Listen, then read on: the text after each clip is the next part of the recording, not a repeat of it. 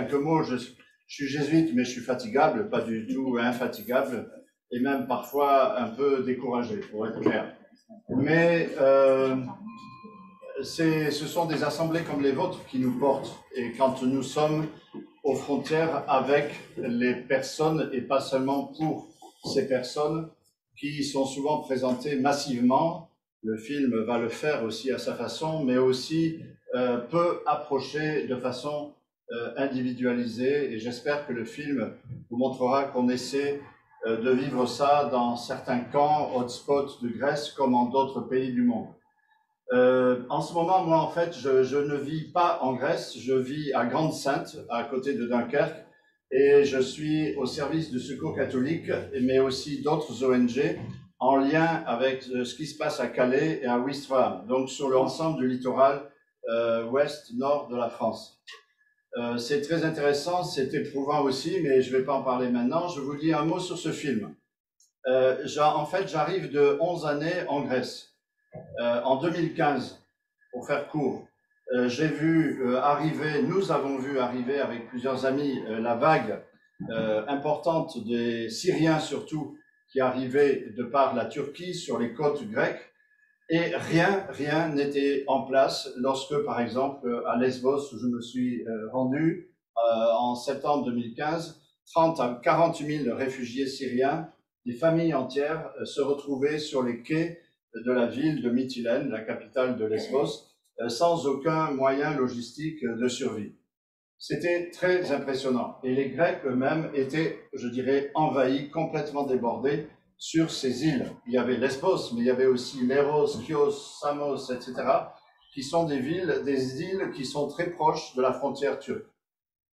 Alors, on va focaliser sur le hotspot de Moria. Hotspot.show, c'est un concept européen, pas seulement grec, donc financé d'ailleurs pour une part par l'Europe, par nous tous, et qui a cherché à gérer le problème, on va dire ça comme ça, de cette arrivée massive en Europe à travers la Grèce, venant de Turquie, à travers la mer Égée, lorsqu'on arrivait, et d'orienter les personnes de façon officiellement humaine.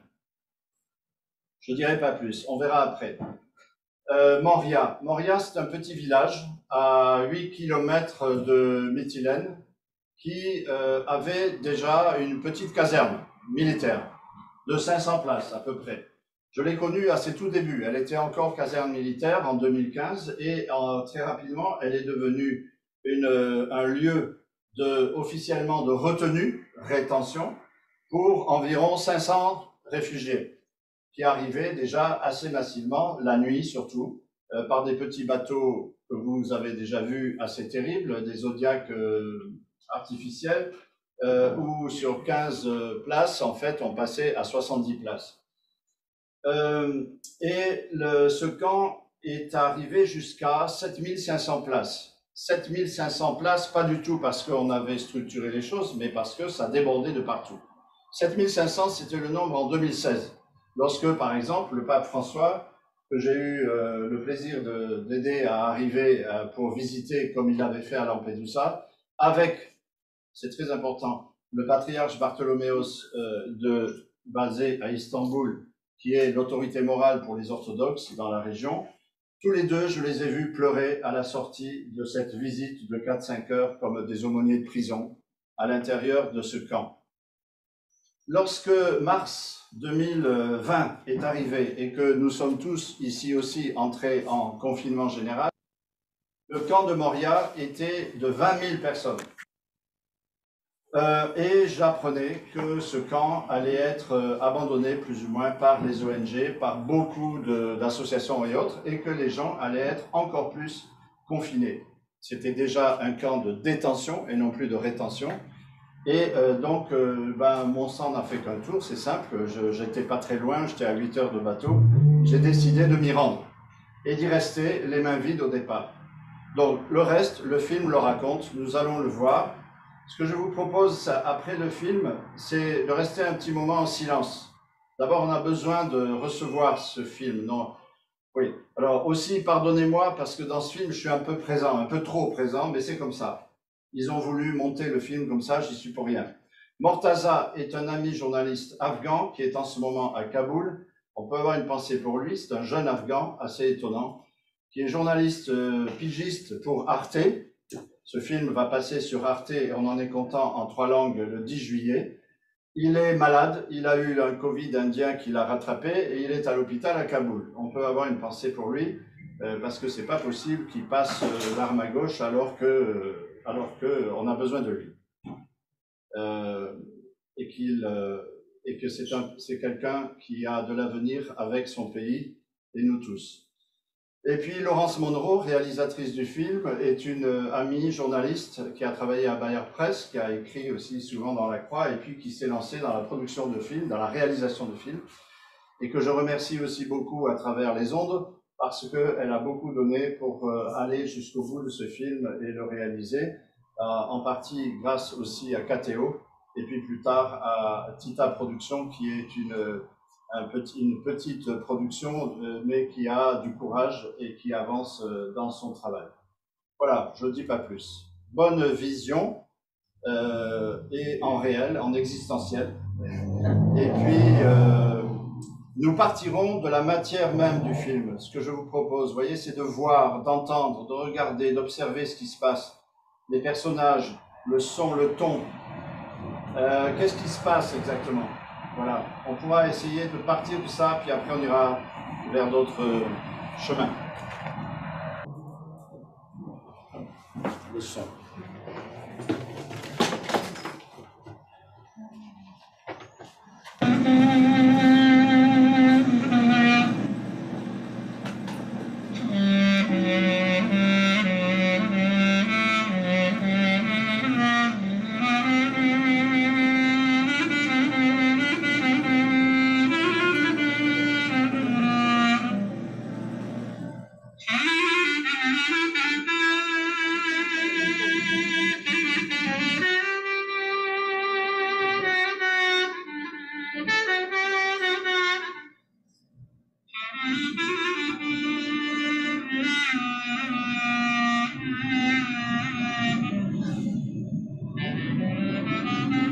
Président Recep Tayyip Erdogan.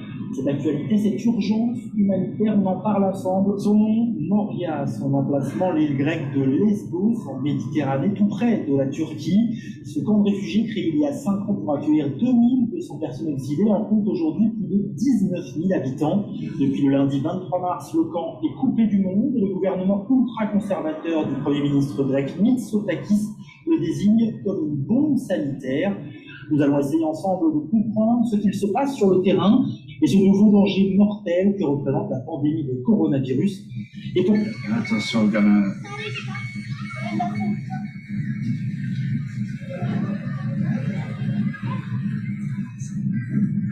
J'ai connu le père Maurice Joyeux en 2017, quand il était directeur du service jésuite des réfugiés à Athènes.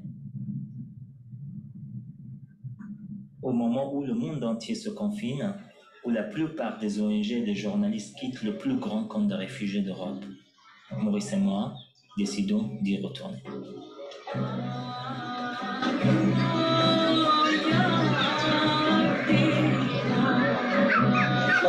It's not working. It's a big problem على الدنيا.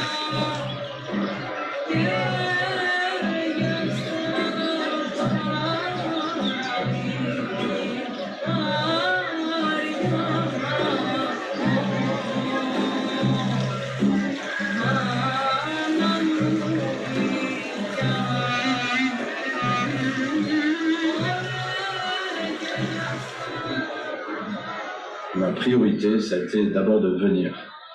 Et de venir les mains vides pour écouter et sentir ce qui se passait à Moria dans le contexte que je voyais de plus en plus grave d'abandon des réfugiés, 20 000 réfugiés entassés dans ce camp. Je me suis dit, c'est pas possible, on n'a pas le droit de faire ça. Mon souci était d'être présent, voir, entendre, observer.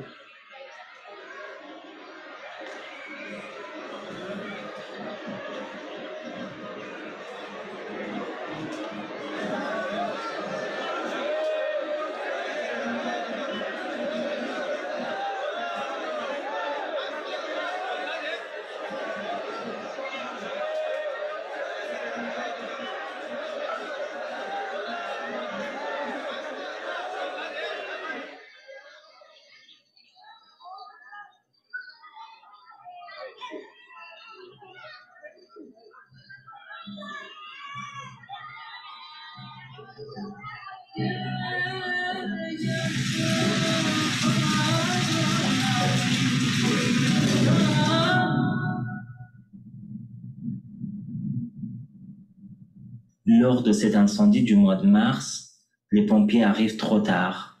Un enfant de 6 mois est mort brûlé.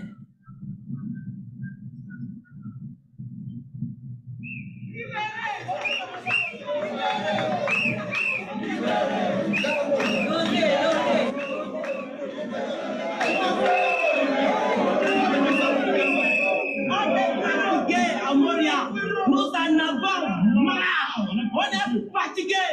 Libérez-nous. Nous ne sommes pas venus rester ici. Moi, je parle de moi et de ma communauté noire. Nous ne mangeons pas, nous ne buvons pas, nous ne dormons pas. Nous sommes devenus des folles. Tous les jours, on fait la course. Il y a des maisons qui brûlent tous les jours, on est obligé de courir. Regardez-moi une vieille femme. Je fais les 100 mètres tous les jours. Fire, il faut courir. On est fatigués.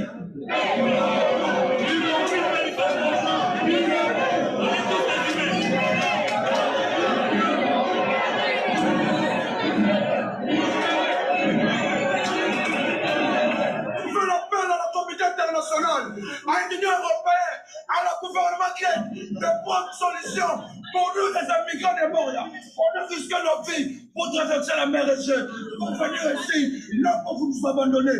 Nous sommes venus ici pour chercher la paix, pour chercher la justice, la bonne vie, la bonne gouvernance. C'est pour cela nous sommes réunis ici pour faire l'appel au monde car vous avez abandonné.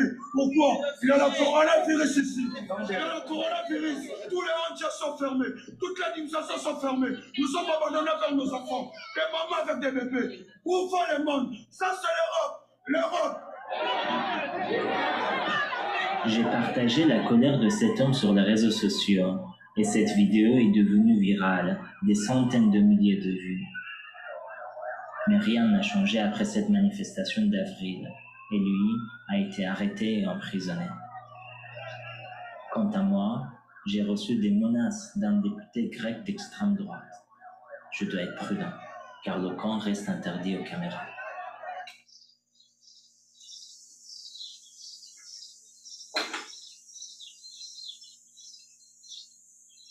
À cause du Covid, on les a totalement bloqués sur le camp de Moria. Ils se sont non seulement abandonnés, mais emprisonnés ce coup-ci. D'ailleurs, ce sont des camps non pas de rétention, mais de détention. On les retient pas, on les détient. Et en plus, on leur parle beaucoup de déportation, de retour au pays, d'attente pour être interviewés parfois dans 1 an ou dans 2 ans.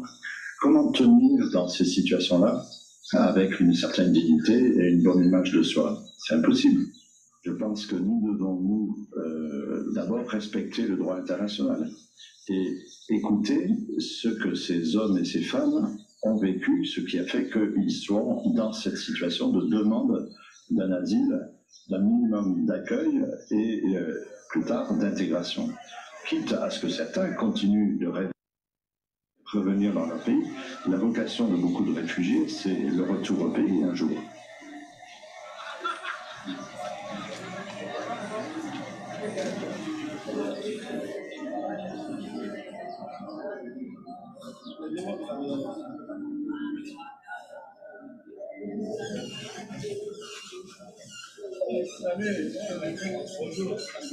Nous manquons des choses, le minimum, de l'eau, nous manquons de l'eau pour se laver les mains par exemple, nous manquons de savon, nous manquons même de nourriture.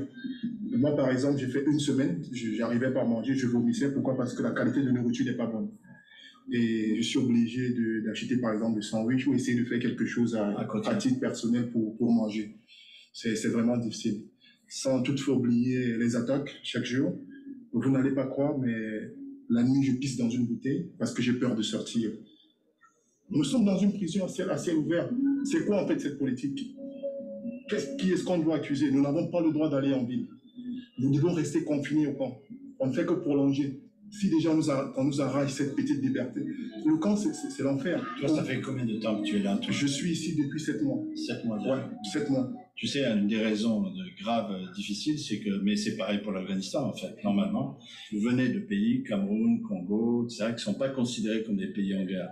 Et donc, à partir de là, l'Europe, avec ses critères, vous fait attendre, ou a tendance à refuser, ou vous soupçonne d'être des immigrés économiques, etc., etc. J'ai fui parce que je suis persécuté, j'ai été emprisonné. Regardez, j'ai eu des cicatrices. Ça a été J'ai été torturé, tabassé, j'ai tué tout le corps. J'ai honte de me déshabiller devant quelqu'un. Mais jusqu'ici, rien n'est fait. D'accord.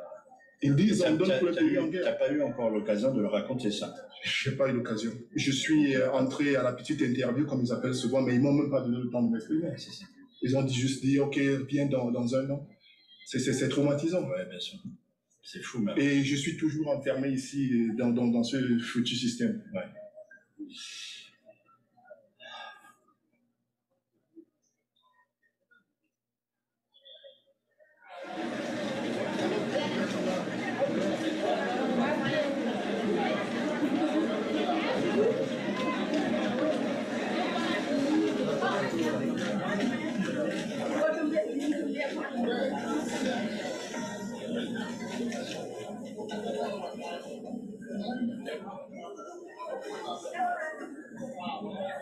Il y a la quai en tout.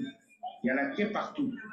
Pour manger, pour la nourriture, pour les toilettes, pour l'hôpital, pour acheter quelque chose, pour tout. En tout cas, en tout et pour tout, il y a la quai.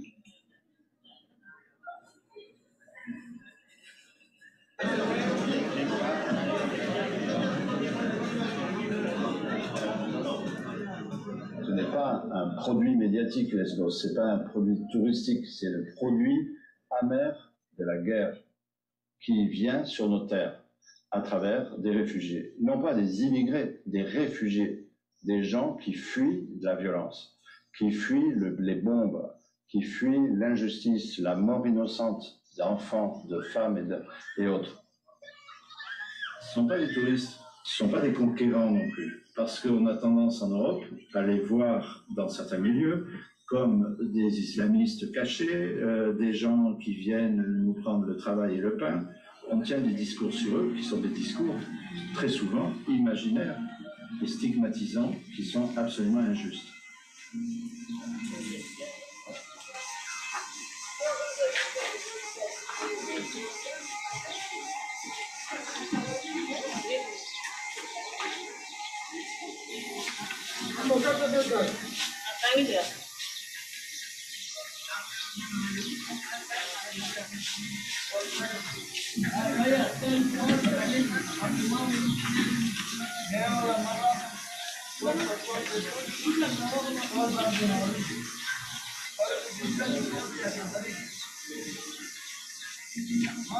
Même nous, en Afrique, on parle de l'Europe, tout le monde sait que l'Europe, c'est un pays de tout.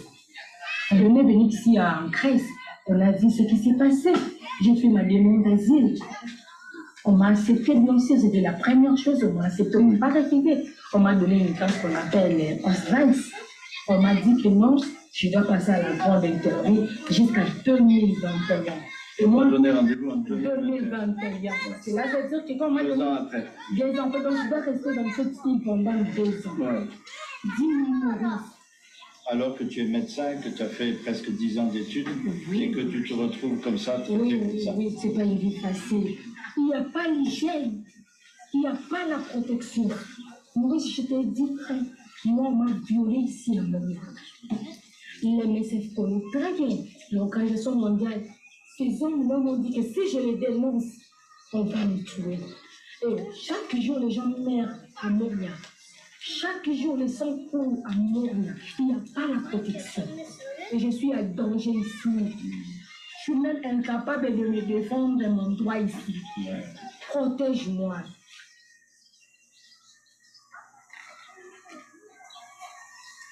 C'est une bombe humanitaire, ce qui se passe ici. C'est un lieu de torture de population pendant des mois et des mois. C'est pas tolérable. Et on se dit quoi? Le pays des droits de l'homme, l'Europe des droits de l'homme, l'Europe avec des ressources chrétiennes, enfin, c'est quoi cette histoire?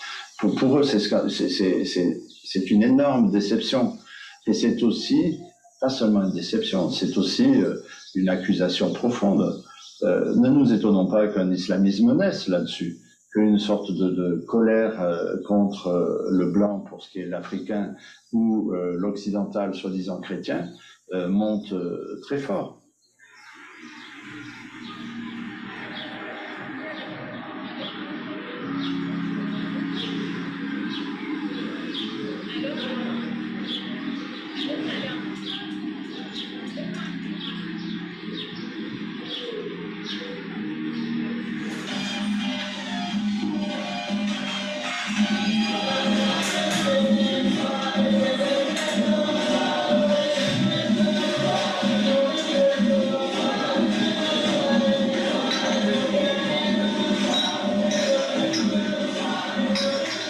Malgré tout l'argent qui vient de l'Europe, la nourriture du camp est tellement insuffisante que les ONG doivent fournir des repas complémentaires pour les plus vulnérables.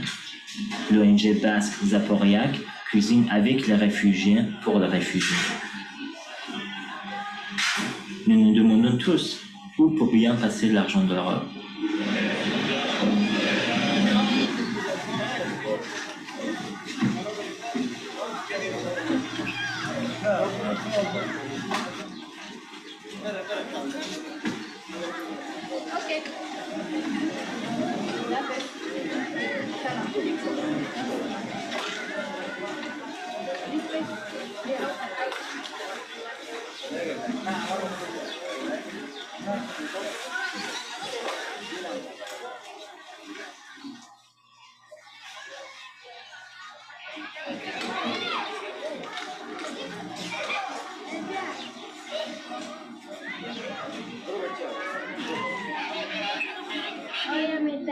Jesa doy yo, papa meta, Elsa doy lama meta, Elsa doy mima meta, Elsa doy luna meta, Osa doy guagua meta, pisa.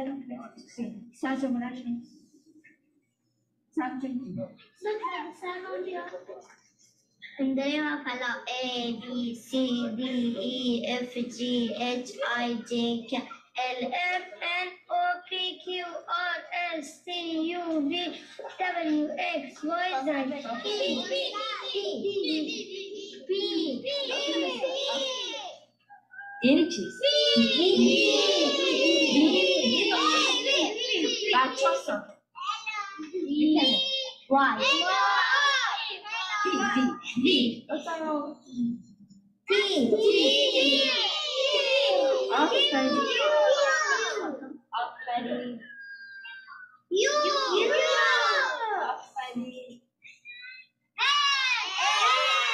ریلیف آمدن که کم جنجال شد، گفت نمیتونی اینجا درس دیگه بخوانی، بعد اینجا رو خراب کنین. بعدش دیگه بوده که خراب شد مجبور شدم دیگه از کلاس تعطیل کنم کلاس. بعدش با خانه آمدم خیلی جگرم خون شده بود. بعدش یک فکر در سرم اومد، گفتم چی میشه که دزه یک درخت درس بتون برای بچه ها تدریس کنم. روزایی که باران باشه هیچ کس نمیتونه در کلاس بیاید و اینجا هوایش خیلی بارانی هست. شاید 2 روز 3 روز آفتاب باشه، بقیه‌اش همه‌اش بارانی است، ولی ما در کلاس در زدن نمیتونیم. ما همین مشکل ماست که باید یک چیز جایی باشه که ما چی باران باشه چی نباشه ما باید درس ما را داده بتونیم.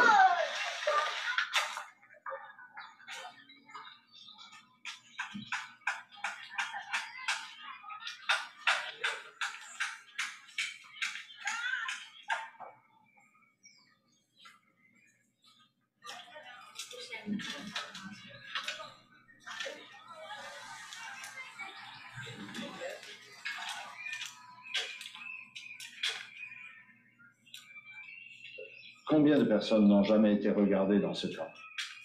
Parce qu'on court, nous, l'humanitaire. L'enjeu, c'est de ne pas courir à l'intérieur du camp, d'être au rythme des personnes, d'entrer dans leur rythme autant qu'on peut. Welcome, my house. Okay, thank you. Welcome. Hello. Family. D'encourager les ressources, de leur dire oui, tu es sur un grabat, mais tu peux te lever. On va y aller. Allez, on va essayer. Que notre parole et notre présence soient un point d'appui. C'est comme ça d'ailleurs que, observant un jour Elaé, on s'est dit mais c'est extraordinaire, elle est toute seule et elle fait tout ça. On découvre derrière elle ses parents, sa famille, on découvre ses rêves et son désir de faire beaucoup plus, et on dit, bah oui, avec toi, on va faire une école, tu vas voir. On est entré dans son rêve, dans son désir.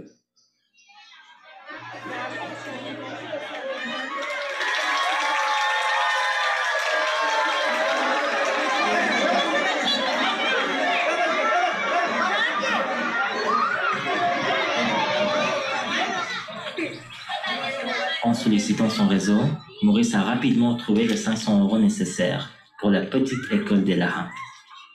Dès le premier jour, 600 enfants se sont inscrits.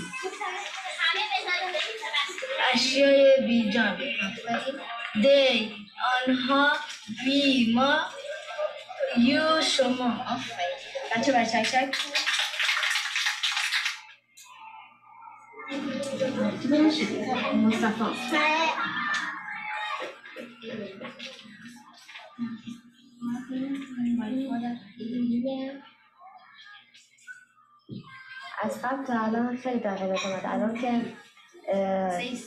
الان که بچه‌ها که میگن استاد باعث افتخار میشن. در قبل اسم خوب میگن دوست دارم که تا همیشه استاد بمونم. آره.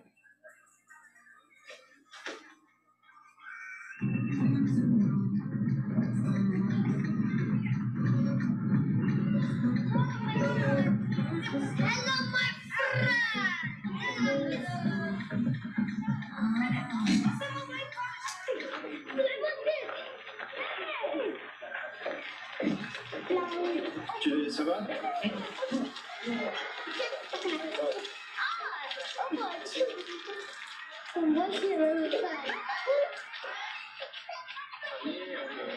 Et puis après, il y a les cahiers, puis après, il y a les stylos, puis après, il y a tout qui doit suivre. Voilà, on suit ensemble et on prend des risques. Et puis, si on n'a pas les moyens, eh ben, on les a pas. Mais on va quêter. On partage une certaine pauvreté aussi, nous-mêmes. Lorsqu'on ose demander à des amis, aidez-nous, on a besoin de sous, croyez-nous, ça vaut le coup. C'est quoi ça? C'est faire l'aumône, c'est demander. À mon avis, d'ailleurs, le grand secret de la vie, c'est d'oser demander. Il faut frapper à la porte. Et puis, s'étonner de ce qui vient.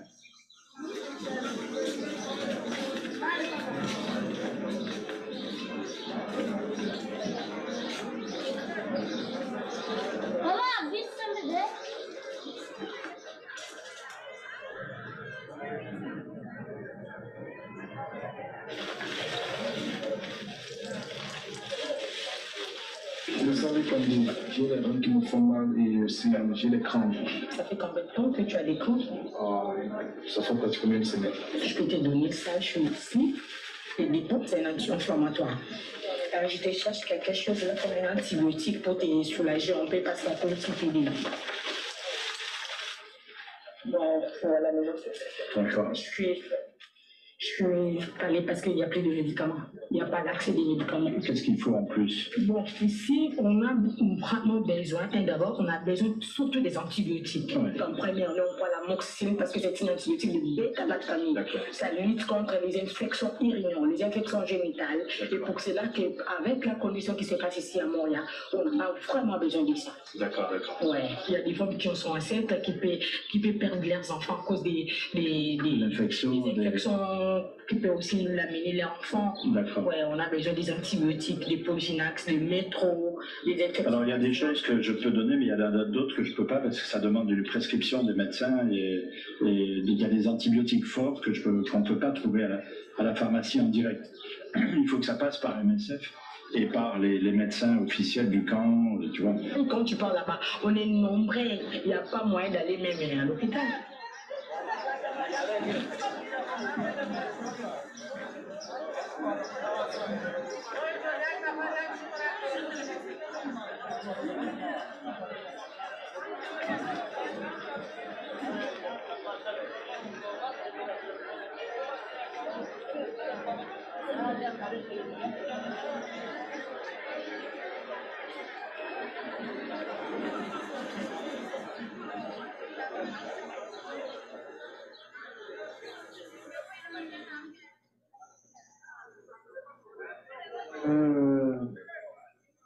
J'avoue que c'est très dur.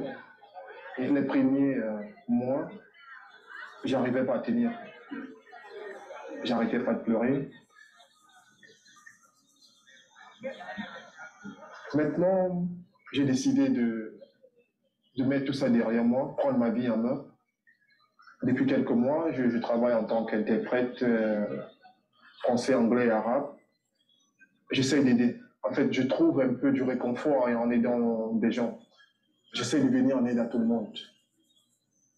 Au sein de la communauté, j'ai aussi créé une petite association parce que je me suis rendu compte que nous sommes connectés d'une manière ou d'une autre. Nous venons d'un même pays, nous avons vécu des tortures dans notre pays. Donc, ce groupe permet à tout le monde de dire tout ce qu'il pense. Il y a des gens, parfois, quand je les donne la parole, ils se mettent à pleurer. Et ils ne parviennent même pas à parler.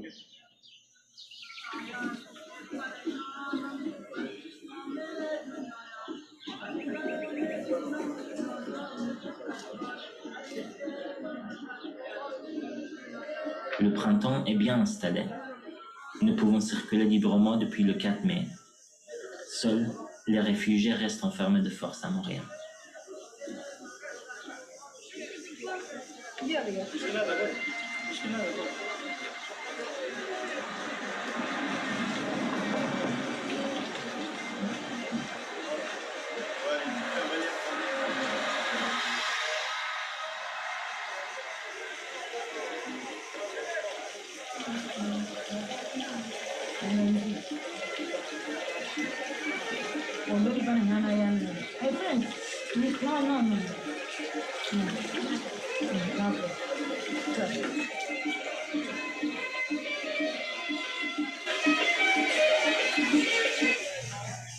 Depuis 3 mois que je suis là, il n'y a pas eu un cas de Covid dans le camp de réfugiés, alors qu'ils sont entassés comme des sardines à l'intérieur d'un espace très étroit et insalubre. On vient de signer à plusieurs ONG un document pour demander au gouvernement grec de rendre compte de pourquoi on continue, soi-disant de confiner, d'enfermer et d'empêcher les gens de sortir de la zone du camp, du bidonville. Camp égale bidonville, égale jungle, égale insalubrité et non-gestion.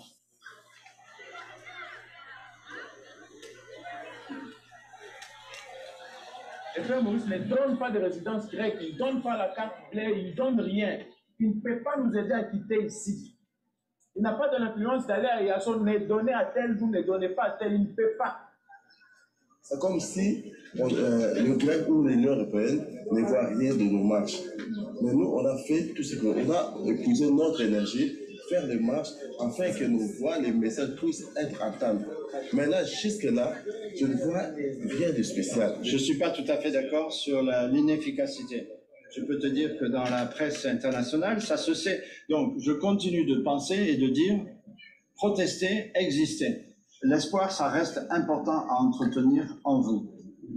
C'est une de mes missions. Je suis chrétien, je suis prêtre, encore plus. Il y a de la souffrance, il y a de la violence, mais c'est pas pour ça qu'on me volera mon espérance et mon espoir. Ça s'entretient. C'est à chacun et en communauté que ça s'entretient.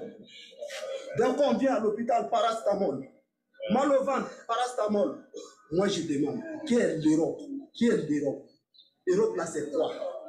Maintenant, l'humain là, c'est quoi? On n'est pas des humains? Nous, on n'est pas des humains? Vous êtes en train de dormir bien, vous vivez bien, vous mangez bien, vous dormez bien. Mais pourquoi vous ne traitez pas bien? Pourquoi? Traverser la mer, le fond mer comme ça, entre la vie et la mort. Et vous ne voulez pas nous prendre en charge. L'Union européenne, s'il veut qu'on quitte ici, 30 minutes, il peut faire qu'on quitte ici.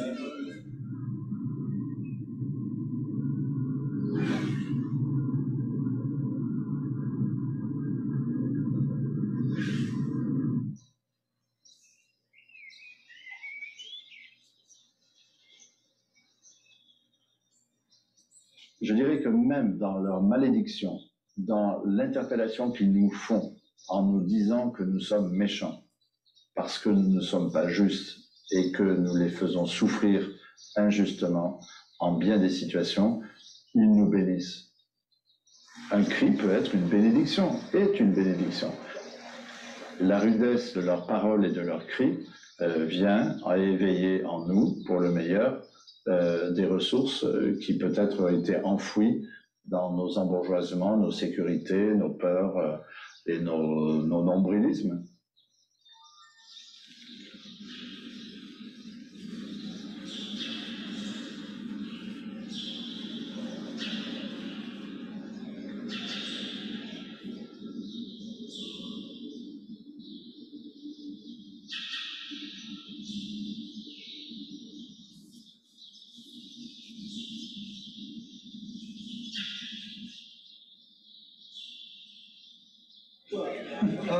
C'est là, oui, les tickets pour prendre la nourriture le lundi.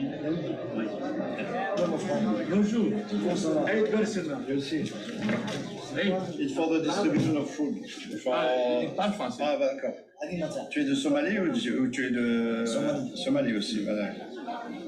Entre 10h et midi, d'accord? That's good?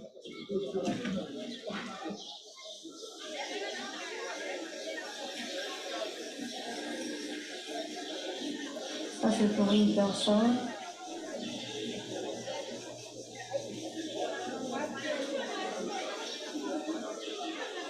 Olivier, mon fixeur, je dirais, africain, à l'intérieur du camp, qui est un journaliste aussi, mais emprisonné, et qui ne sait même pas où sont ses enfants et sa famille et sa femme, dont les parents ont été tués au Congo, et qui est un homme généreux, intelligent, qui dans la situation m'a beaucoup aidé à être très vite en confiance avec beaucoup de familles africaines.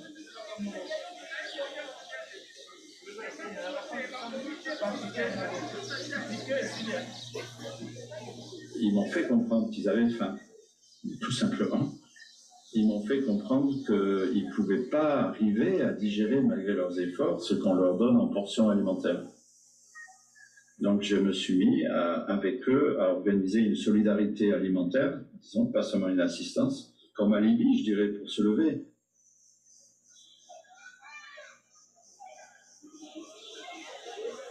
Gestionner, nourrir partout pour retrouver les Africains. Et tous m'ont dit on avait besoin de ça et ils souffraient de ça. Alors on se cotise, chacun donne peut-être 1 euro, comme on est dans des tentes à 9 ou 10, ça fait 10 euros. Mais lorsqu'on n'a pas, comment on va faire pour bouger? La vie commence à compliquer là. Merci.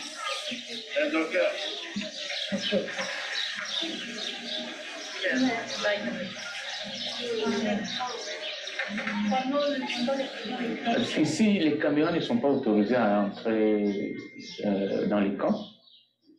Et si on apprend que moi-même je l'ai fait, j'ai envoyé les images sur France 24, RFI, j'aurais des problèmes très sérieux. Très, très sérieux. On risque d'annuler tous les demandes. C'est risquant. Même si il me dit qu'on n'accepte pas ton asile, bon, je m'en fous. Hein. Mais si peut-être je me réserve quelque part, c'est juste pour ma famille. C'est juste ça.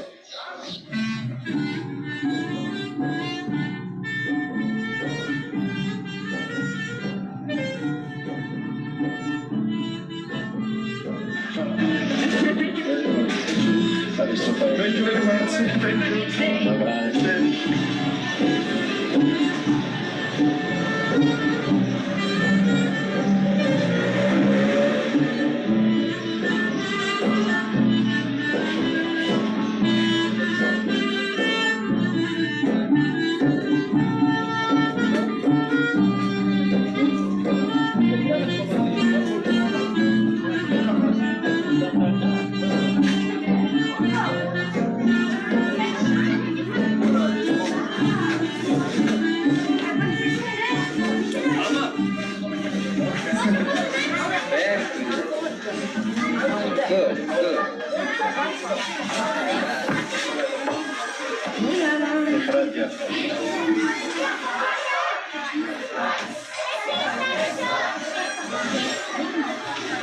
Shukran is there?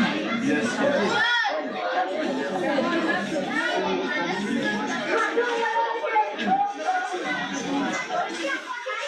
our school is working for all communities. It's not just for one community. We have classes for Congo people, for Somali, Arabic, and also for Afghan communities. We have classes in here. And the planning of our school and the goal of our school to keep busy to people. Yeah. It's not mean we are not just working on education. Yeah. Our plan is in every Saturday we have a meeting with our teachers, with our volunteers, and we are discussing with each other how can we keep busy to people and how can we give a hope for the people. Yeah. Because in here the people they are hopeless, yes, and the people they have a depression. It's a big challenge. Exactly. So every time we want to give new hopes and new challenges for the people and keep them happy. Yeah. Every day. Most of people they came and they asked for guitar class, but unfortunately we don't have guitars. Okay. Yeah.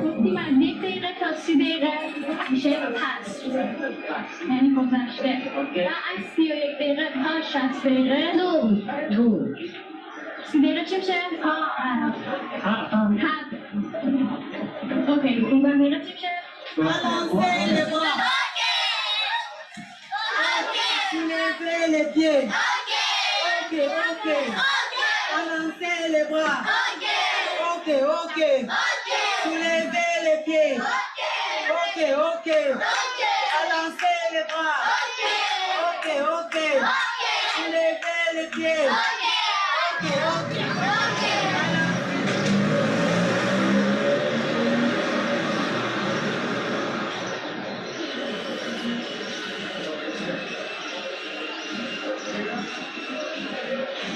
Okay. My name, yes, because I am Maurice, like my pictures. Maurice, who are you? Back.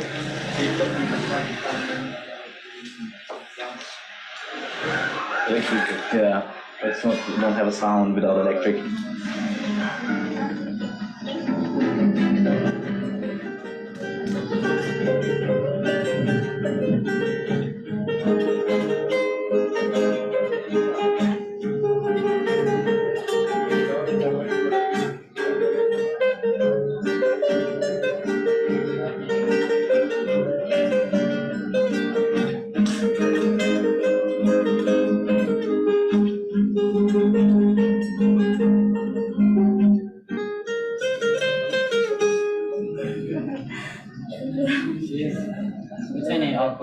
Okay, شد نشد.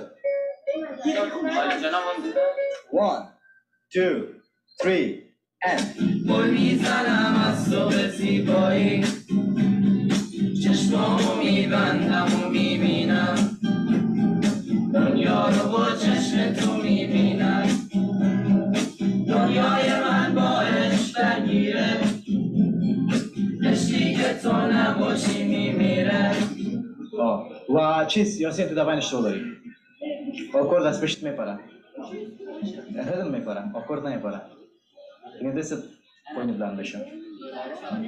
Il y a les enfants, et puis il y a les ados, et puis il y a ceux qui passent 16 ans, et de 16 à 20 ans, et qui depuis très longtemps ne font rien, ils tournent en rond, avec des risques de violence et aussi de très mauvaises images d'eux-mêmes. Il y a des enfants qui se scarifient, il y a des enfants qui... Il y en a qui se sont suicidés, des choses graves dans Montréal. ما می‌دیدیم بعضی شاگردای ما که می‌آمدن واقعاً بیانیه رویشان که بود یعنی فکرشان زمان دستان که میشتن بخی علاقه می بود از موریا زمان که اینا میان میتونن به توسط گیتار خوشی و غم خود اظهار کنن.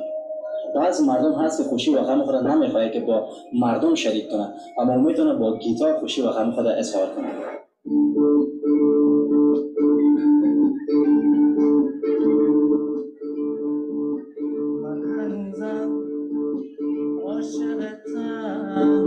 میدونم جز من یاری نداری من چجوری باور کنم که هیچ وقت دنبال من نمیشی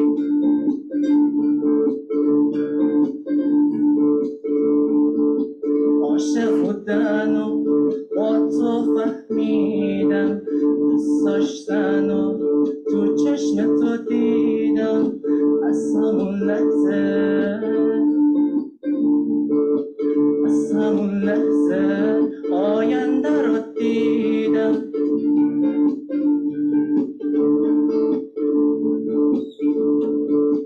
حواست نبود نگات میکردم حتی تو خوابم صدات میکردم یک بار نشد بگم دوست دارم بگم میخوام باشی کنارم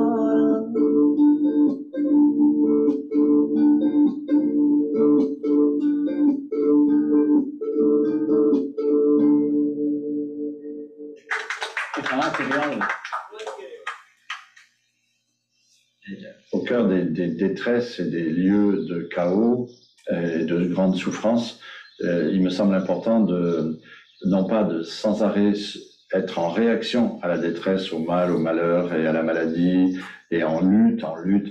Ça, on va vers l'épuisement et le burn-out. Burn, enfer, ça brûle. On se brûle, les ailes. Kalos kagaphos en grec. L'ancrage dans le beau, le bon, le bien. C'est une sagesse, c'est pas qu'une morale, c'est un art d'être attentif à ce qui est beau, bon. On revient à la question du désir.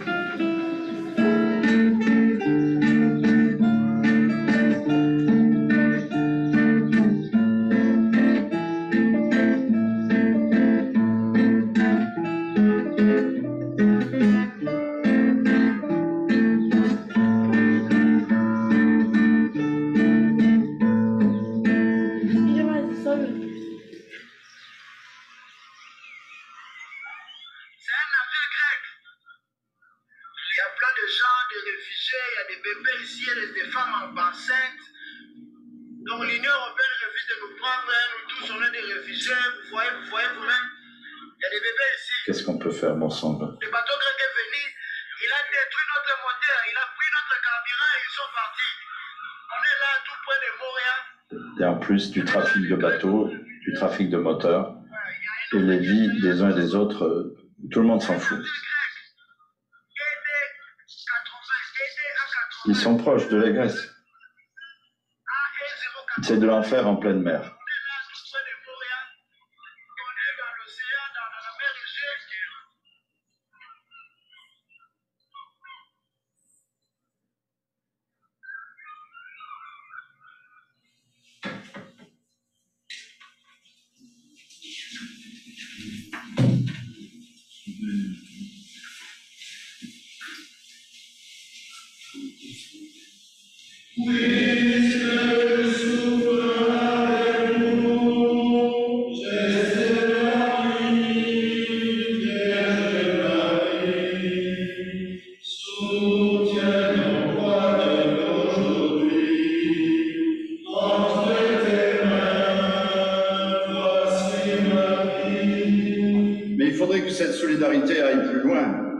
Jusqu'au cœur de Montréal, pour que tout le monde soit libéré.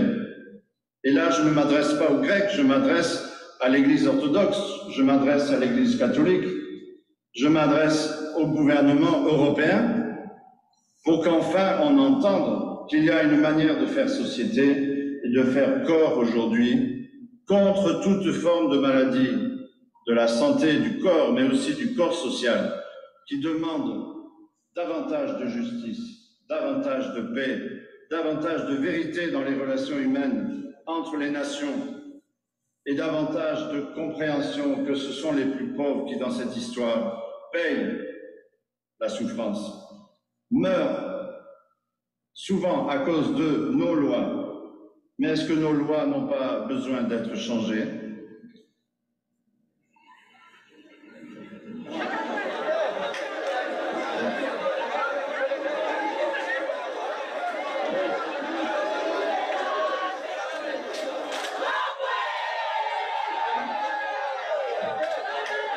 Ouais!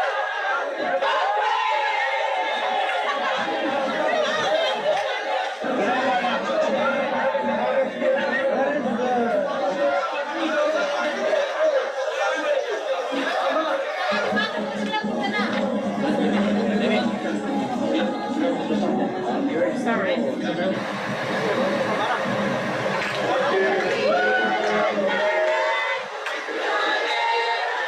موريا، الحمد لله خلصنا منه ومن بلاها ومن نشحة ومن قرفة. الحمد لله. الحمد لله الحمد لله. الحمد لله. En juillet, l'Europe accueille quelques centaines de réfugiés, mais ils sont encore plus de 17 000 à Montréal. Le confinement dans nos camps a été prolongé pour la 6e fois.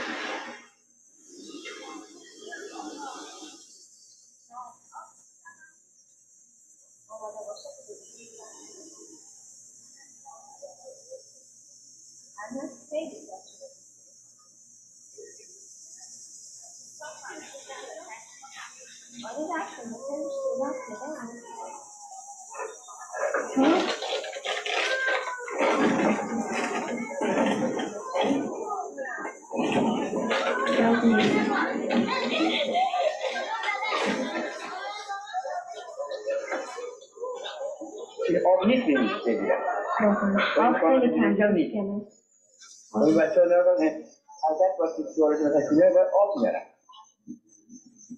کم خیلی لنگه پایین اینجا بالا کنه آره آره آره فهمیدم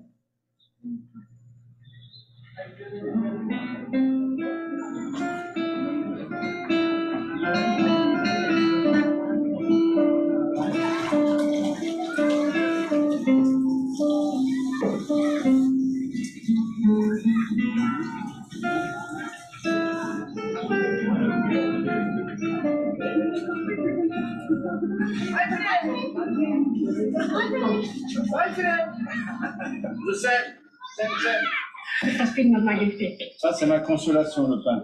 Pain chaud, une lane chaude. Parce que du Congo, il a cherché du pain. Alors, il ne faut pas que ça se va. Au Togo, ça va pas. On va prendre avant le lit, reste ici. C'est un piège. Vous avez la voiture, là? Merci. Pour les enfants, comment ils s'appellent? Voilà, Orac. Oh, c'est vrai ça. Miracle. Ah. Wow. Merci beaucoup. Bravo. Ciao, bye bye. Bye bye. Bye bye. Bye bye.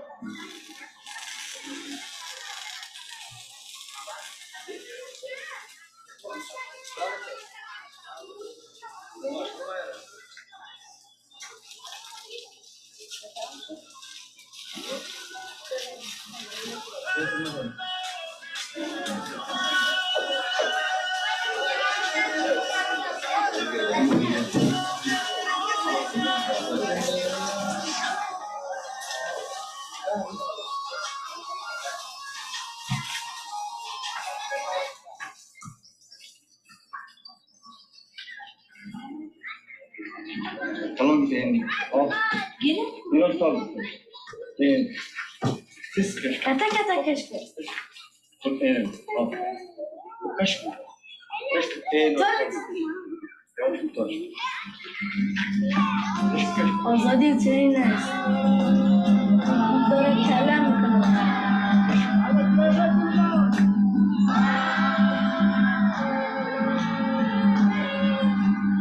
Le cerf-volant, c'est aussi un art magnifique des Aminia blancs. C'est un pied de nez à la mort, et c'est un pied de nez à la lourdeur, à la gravité. Et la très belle phrase de Saint Irénée, la gloire de Dieu, c'est l'homme vivant. C'est l'homme vivant.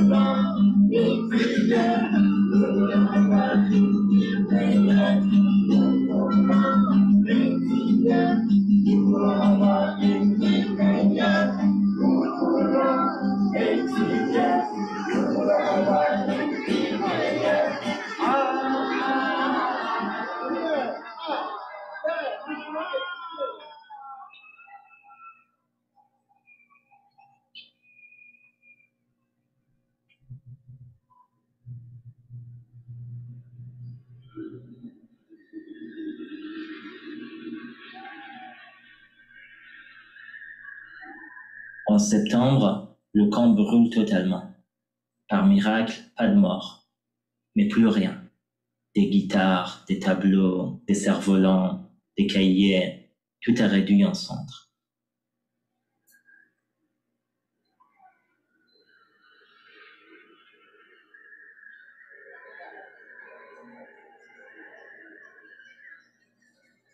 « 11 700 réfugiés sont livrés à la rue pendant 10 jours. Plus de 10 000 réfugiés sont alors poussés dans un nouveau camp dont personne ne veut. Les départs s'accélèrent, mais ils sont encore des milliers.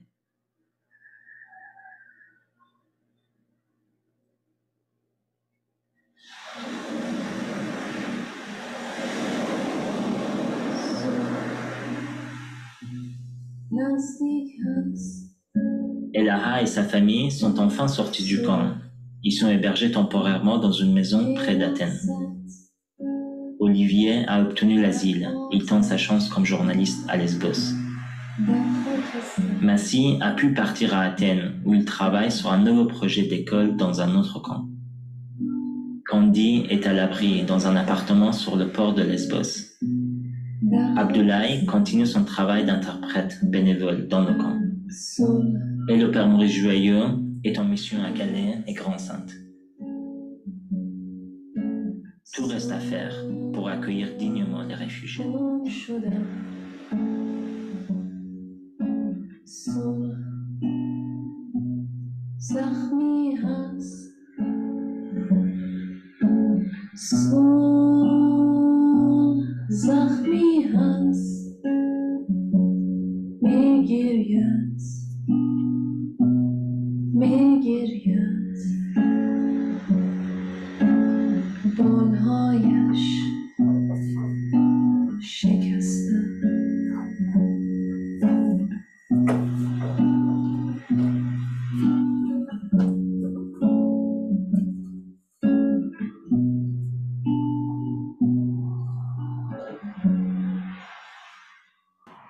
Voilà, merci. Premier qui a envie d'exprimer quelque chose, de faire une remarque à partir du film, n'hésitez pas. Moi, je voudrais savoir quel est le rôle de l'ONU. On voit des tentes, à part des tentes, dans tous les camps, on voit des tentes HCR. Quel est vraiment le rôle et l'impact qu'il a sur l'Europe? Quel est l'impact qu'il peut avoir sur les décisions de... D'accord. J'essaierai de répondre. Quel est le rôle de l'ONU? Donc, voilà. Pardon? Où en sont-ils aujourd'hui? Deuxième point. D'accord. Troisième. Le monsieur qui disait qu'il avait été torturé, il vient de quel pays? Du Cameroun. Je peux en dire un mot aussi. Ouais. Alors, un écho de la première question.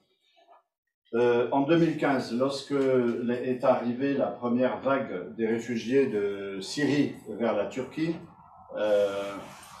et cette vague est montée jusqu'en 2017, puisque vous le savez, il y a plus d'1 million de réfugiés syriens, mais aussi afghans, pakistanais, puis après iraniens, irakiens, quelques aussi subsahariens, qui sont arrivés en Allemagne.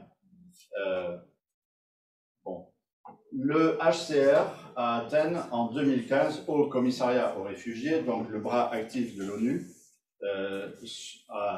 en Grèce, tenait un petit bureau de l'immigration, puisque déjà la Grèce est une passoire à immigration. Elle est très poreuse, elle a 6600 km de côte, si on compte toutes les îles en face de la Turquie.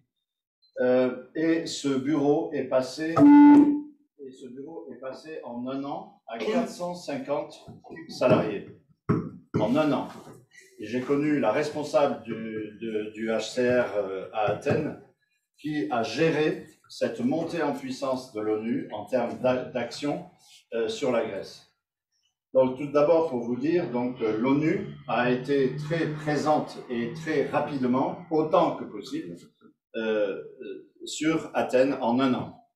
Ce qui d'ailleurs n'a pas été sans effet négatif quelque part, parce que imaginez la Grèce en 2015, 7 ans après le début de sa grande crise économique, sociale, politique, accepter que l'ONU investisse autant sur son territoire, c'est une humiliation énorme. La Grèce était déjà humiliée.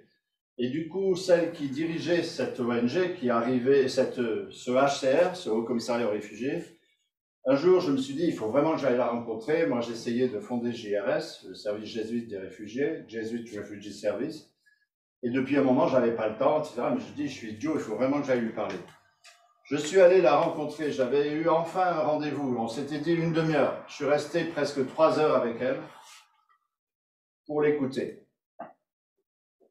Tellement cette femme était seule à assumer un rôle politique, économique, social, psychologique, tout ce que vous voulez, être d'ordre international, de façon non accompagnée, en grande solitude, pour vous donner un peu la fragilité, la vulnérabilité des choses et en même temps la puissance d'investissement, d'économie, d'intention que l'ONU, comme on dit, la communauté internationale a essayé d'agir.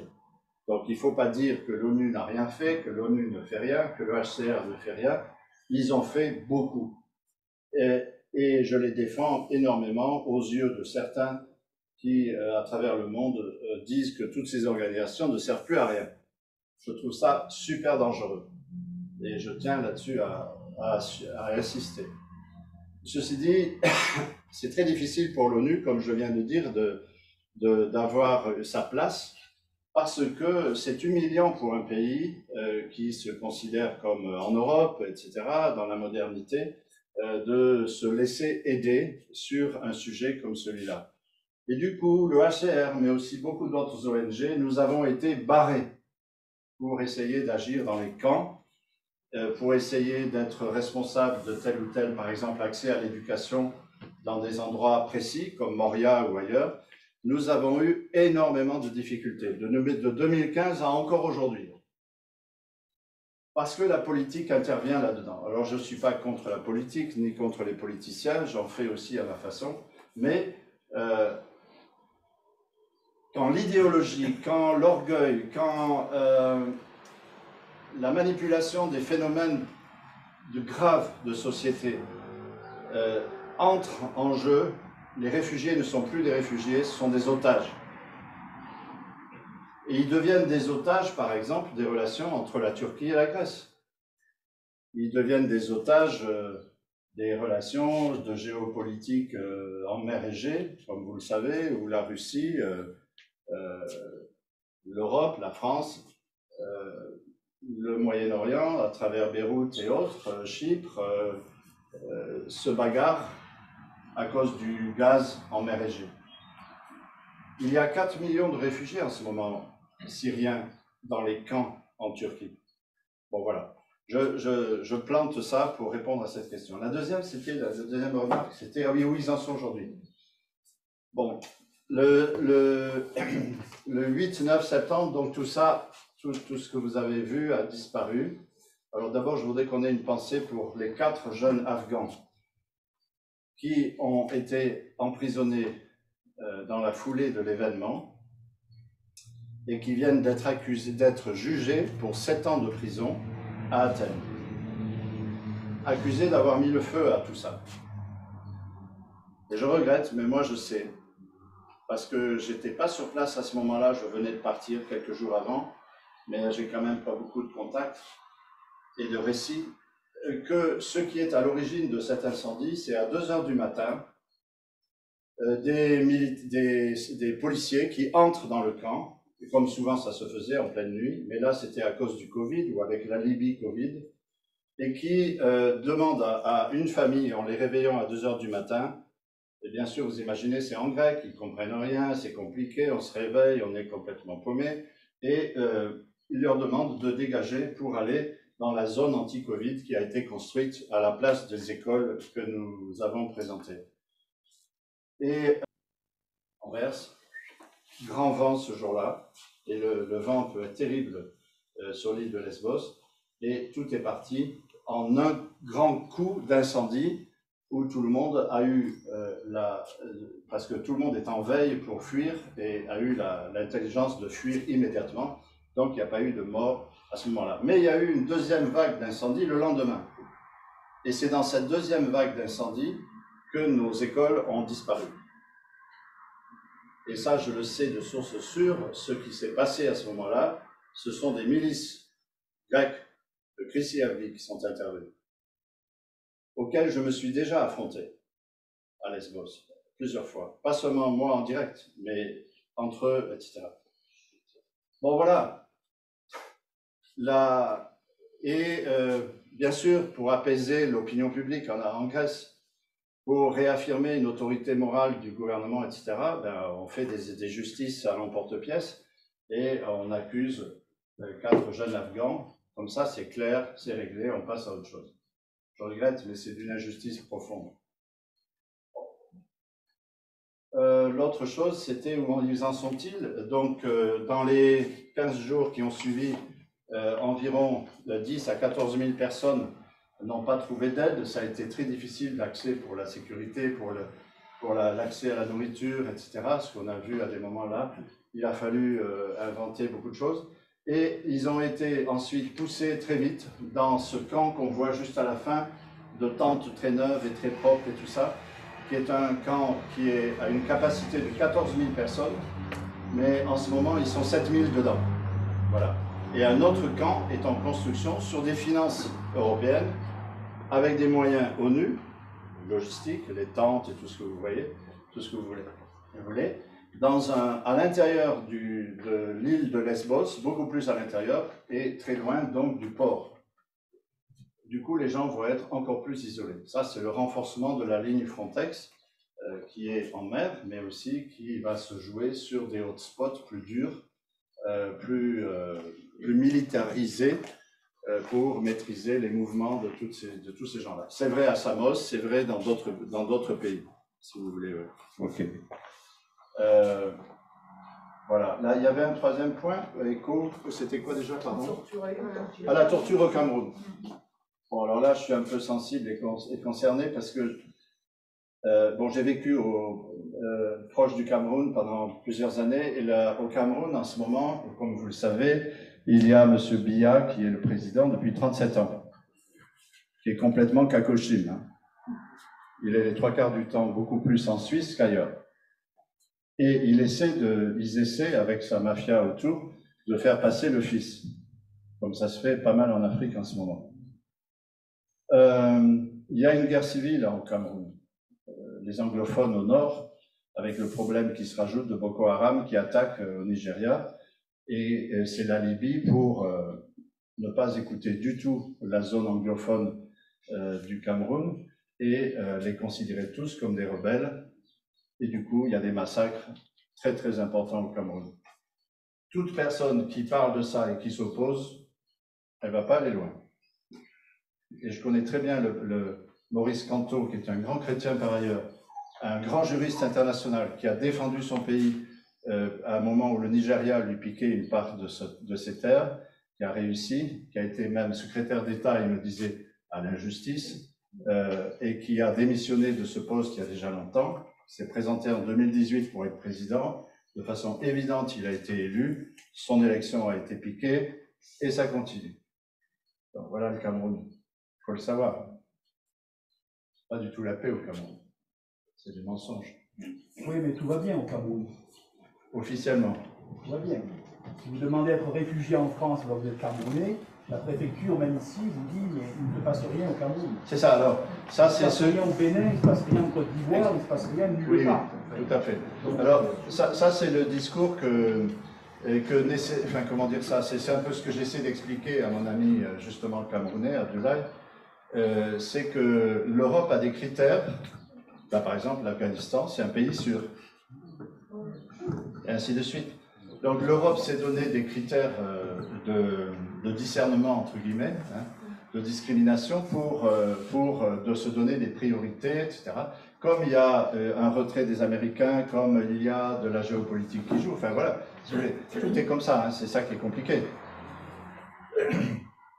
Voilà.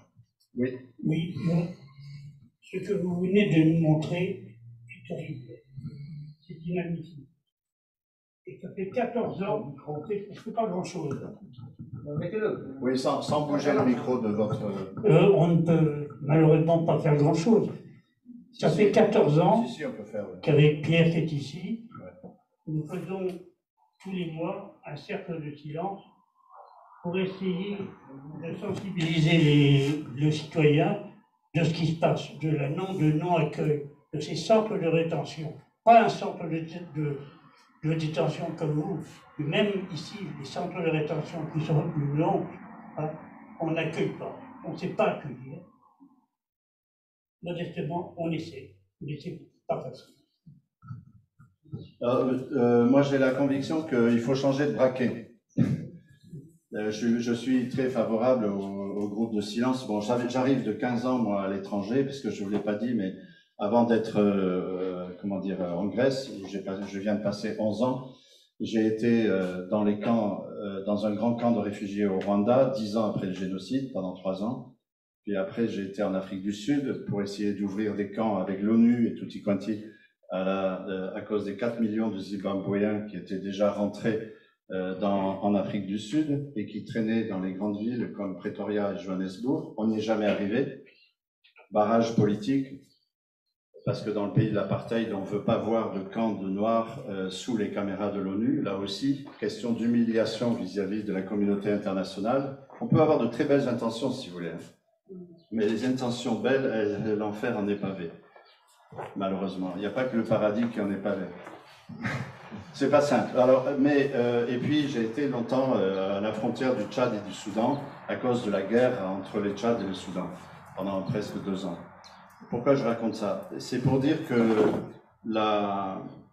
je pense qu'il nous faut aider bon, voilà, sans porter le monde, c'est ça l'enjeu, parce qu'autrement burn-out, très rapide, découragement, etc., ou marginalisation des chrétiens ou des organismes plus ou moins inspirés par les chrétiens. Hein.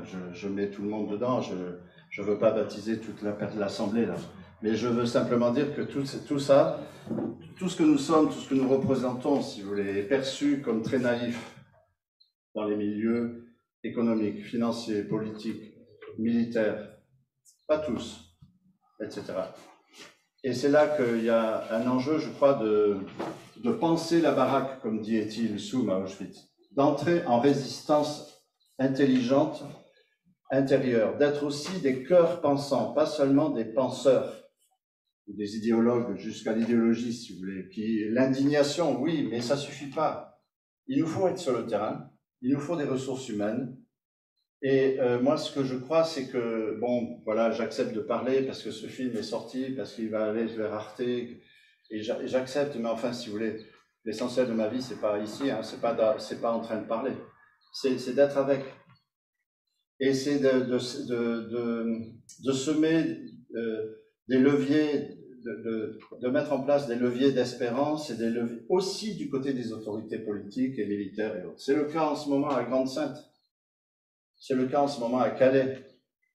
On peut passer notre temps dans le ressentiment, dans la guéguerre, dans le chat et la souris, mais on s'épuise. En ce moment, on surinvestit en police à Calais depuis des années. Mais on perd notre temps, on perd de l'énergie, on perd de l'intelligence. Moi, c'est ça que j'essaie de servir.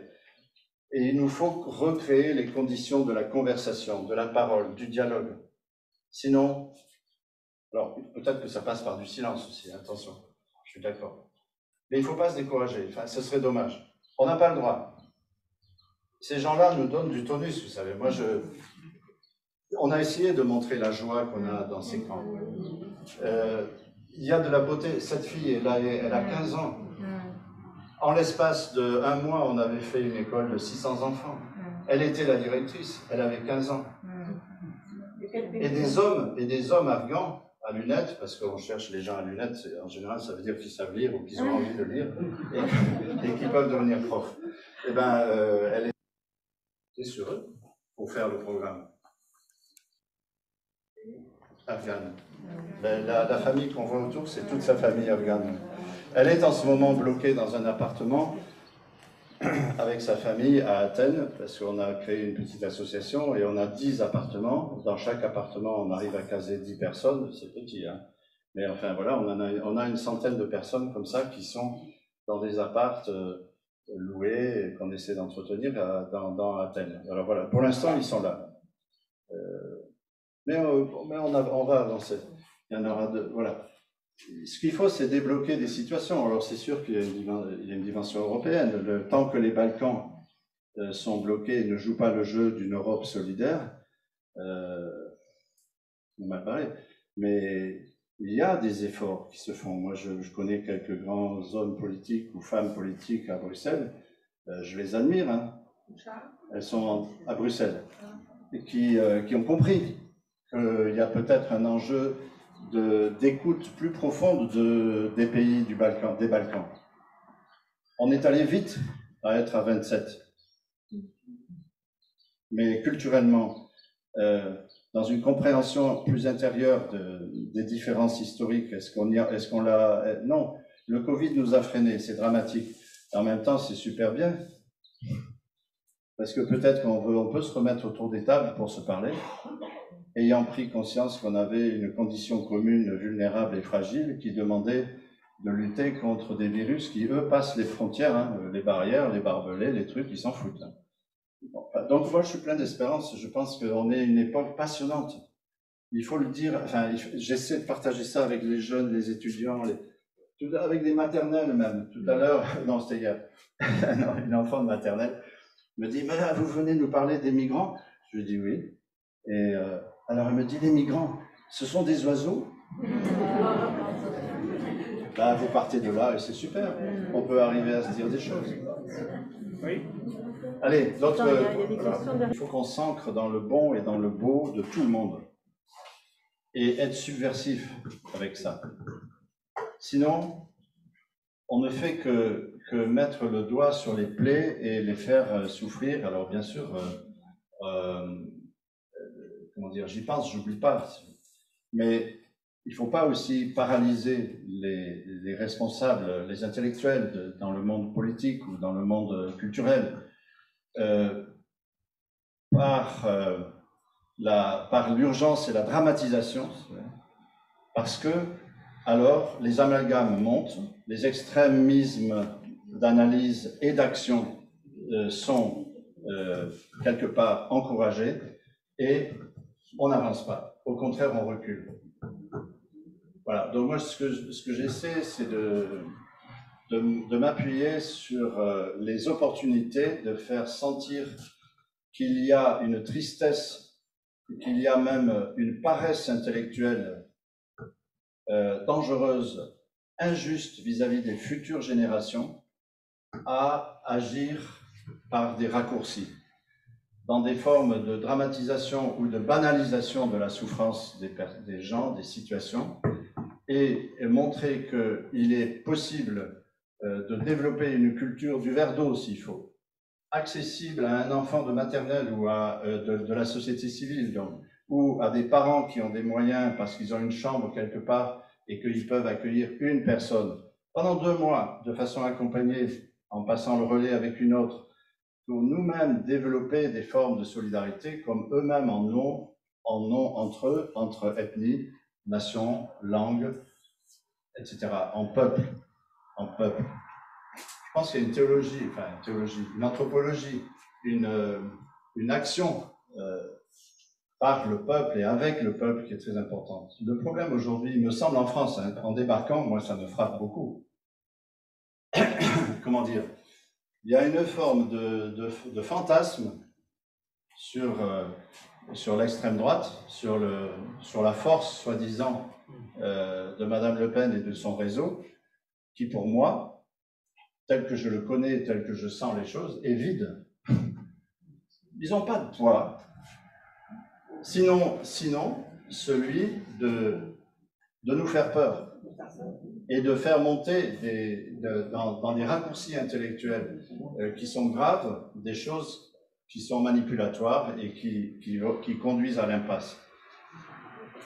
Mais il ne faut pas que ça devienne un alibi pour rien faire, pour nous décourager et pour se taire à nous de prendre la parole. Oui, pardon. Je voudrais dire qu'à Pau, il y a une communauté d'Albanais qui sont expulsables depuis des années, qui sont avec des familles à la rue, qu'on loge comme ça, machin. Il y a toute une communauté qui sont dans l'hôtel près de l'autoroute, là, qui sont là parce que la passivité du gouvernement fait qu'ils n'ont aucun espoir. Hein, Aimé, Marie-Noël, tout ça, Judith, voilà, ça fait 5 ans qu'elle est en France, voilà, avec cette inertie du gouvernement, moi je trouve que c'est une forme de violence de les laisser comme ça. J'ai vu Aimé ce matin à la messe, il était complètement découragé parce que ça n'avance pas, il n'y a rien. Je trouve que c'est violent aussi, quoi, hein, parce qu'ils ne se scarifient peut-être pas comme là-bas, mais ils ont des risques comme ça. Et notre rôle ici, en tant que citoyen, c'est de les aider à avoir une vie, je ne sais pas quoi, une vie un petit peu plus facile, au moins relationnelle, et leur donner leur dignité d'homme dans la relation humaine, quoi. Est-ce que tu peux parler un petit peu de JRS? Présenter JRS. Je vais le faire, mais de façon brève, parce que d'abord, je ne suis pas un membre actuellement de JRS. Je l'ai été beaucoup en Afrique et en Grèce. Bon, JRS, Jesuit Refugee Service en anglais, parce que comme ça circule partout à travers le monde. On est dans 57 pays. Ça a été fondé par notre préposé général, le père le père Aroupé à l'époque, en 81. C'était au moment des Boat People, et comme il voyageait beaucoup à travers le monde, il voyait venir de plus en plus les déplacements de population économiques et financières, et où les populations en surface ne sont plus colonisées, mais elles sont mondialisées et déplacées. Parce qu'on s'en fout. C'est le cas du Rwanda, par exemple, de la région des Grands Lacs. C'est le cas en ce moment dans la région de la mer Égée aussi. Bref, c'est pas que seulement la guerre en Syrie qui est concernée. Donc, il a appelé à ce que des jésuites soient volontaires, d'abord des jésuites, et puis après, bien des amis laïcs, comme on dit, volontaires, ne serait-ce que 2 ans, 3 ans, 4 ans, pour accompagner, servir, plaider au plus près des réfugiés, là où ils sont, dans des camps ou dans des situations diverses. Et c'est comme ça que JRS s'est déployé, et aujourd'hui est une ONG internationale qui représente le Vatican à l'ONU. On a une voix à l'ONU au nom de l'Église catholique. Mais ça, c'est pour l'aspect advocacy, c'est-à-dire plaidoirie, parce que c'est un des secteurs dans lequel on investit beaucoup. Mais aussi, après, c'est toute forme de présence au plus près des réfugiés. Voilà. Donc, avec souvent, sous mandat de l'ONU, du Haut Commissariat aux réfugiés, l'accès à l'éducation, en 2e urgence. Mais parfois, ça peut être la santé, ça peut être la nourriture, ça peut être le logement. On invente en situation. C'est un peu ce qui m'est arrivé dans le camp. Voilà. Oui, vas-y. Moi, je voulais dire 2 choses. Déjà, que ce film m'a beaucoup touché, parce que je travaille moi-même avec des migrants. Donc, il y a pas mal de choses qui m'ont touché. Et je trouve qu'il est aussi très positif. Parce qu'à un moment, il y a une personne qui dit il faut aussi les occuper, et que ce soit dans ces camps que je ne connais pas, ou ici à Pau ou autre, c'est des êtres humains. Il y a pas... Alors c'est super la banque alimentaire, etc. Il faut les nourrir avec de l'alimentation. Mais je trouve que vous en avez parlé un petit peu avant, c'est des gens intelligents, c'est des gens créatifs, c'est des gens comme nous tous, qui sont capables de faire plein de choses, et il y a des exemples qui ont été montrés dans ce film et ailleurs, de dire, voilà, on les aide, mais ils peuvent s'aider eux-mêmes, et je trouve que c'est super important aussi de dire, voilà, on vous apprend des choses. Moi, je donne notamment des cours de français, et je leur apprends le français, mais ils m'apprennent tellement, enfin, c'est... Donc il y a ça que je voulais dire qui m'a fait du bien, en tous les cas, dans ce film, parce qu'il y a beaucoup de choses positives, et je vous rejoins beaucoup sur le fait que on peut vraiment s'épuiser à dire ah oui mais si, ah oui mais t'as vu, ah oui mais il y en a tant. Ah, voilà, moi j'ai quelques familles et ça me fait beaucoup de bien, et je pense que ça leur fait beaucoup de bien d'être avec quelques familles, et pas tout le monde, parce que de toute façon c'est pas possible. Donc ça, c'est la première chose que je voulais dire. Et la deuxième, c'est aussi donc j'ai des enfants, il y en a un que vous avez vu au Collège Saint-Dominique ce matin. Et je trouve ça super et primordial d'aller vers eux. Vous avez parlé de maternelle aussi, et il n'y a pas d'âge pour comprendre ce que c'est qu'un migrant. Moi, j'appelle personne migrante, parce que personnellement, je viens de Caen, donc je suis migrante aussi. Donc voilà, beaucoup de positifs dans ce film, et les enfants sont très importants à sensibiliser à tout à l'heure. Merci. Merci. Je crois qu'il y a deux choses que je vais en écho dire, mais court pour laisser la parole. C'est l'exil. Est-ce que nous sommes installés ou est-ce que nous acceptons d'être un peu désinstallés? Je crois que ce n'est pas tellement l'idée seulement d'accueillir puis d'intégrer, encore moins d'assimiler. L'important, c'est qu'on soit en mouvement. Est-ce que nous sommes en mouvement nous-mêmes, soit pour aller vers eux, soit pour eux les laisser venir vers nous et vivre leur venue liée à 36 raisons, souvent malheureusement graves, comme on l'a évoqué, devenir opportunité et non pas problème. Vous allez me dire, c'est facile de dire ça. J'essaie que ce soit pas facile pour moi, mais de le vivre vraiment et de le croire et de repérer que de fait, il y a des choses qui sont en train de se réaliser. Écoutez, regardez l'Allemagne quand même. L'Allemagne qui a fait subir à l'Europe entière cette idéologie de merde qui n'a pas été qu'une idéologie, mais une idéopraxie de violence et de génocide. L'Allemagne qui se lève et qui accueille 1 million de gens et qui continue encore de faire des choses. L'Allemagne, c'est pas Merkel. L'Allemagne, c'est pas les ministres des Länder seulement, c'est le peuple aussi qui a agi et qui se convertit, qui change de mental. Moi, je pense qu'il y a un changement de mental qui est en jeu. Et puis aussi, philoxénia en grec, amour de l'étranger, bisounours, je regrette, bisounours.